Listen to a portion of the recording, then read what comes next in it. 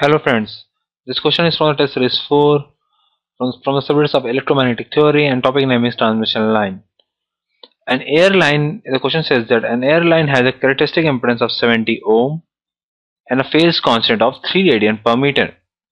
At 100 megahertz, calculate the inductance per meter and capacitance per meter. That we need to calculate the inductance per meter and the capacitance per meter of this particular transmission line. So as you said, that question says that our transmission line is in air, and we have a characteristic impedance which has a real value 70 ohm. So if my characteristic impedance has a real value and my transmission line is in air, so my characteristic expression of my characteristic impedance is basically is R plus j omega L upon G plus j omega C. So if my characteristic impedance has a real value, it can attain only real values only in two circumstances. First, the whole reactive element will be 0. If my L in C is 0, then R by G is a real component, then we will get a real value of Z0. Or in otherwise, our R and G will be 0 such that then J omega, in that case J omega and J omega will get cancelled and we have a L by C, so that also will give a output of a real value. Because in our case, our transmission line, we have air line, so air line will must have a 0 resistance.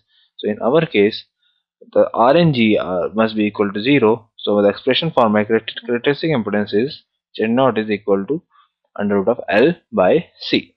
And we already know that phase constant has a relation with omega as beta is equal to omega into under root of LC. We already know the value of beta as given in the problem.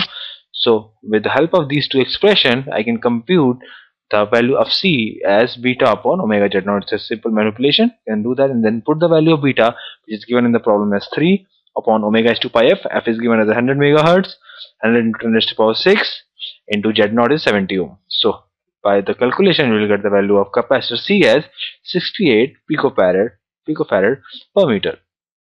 Similarly, again manipulation by the help of these two formulas, you will get the value of L as Z0 square C.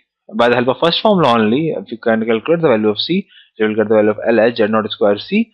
Then put the value of Z0 as 70. C we have just calculated 68 picofarad, 68 into 10 raised to the power minus 12.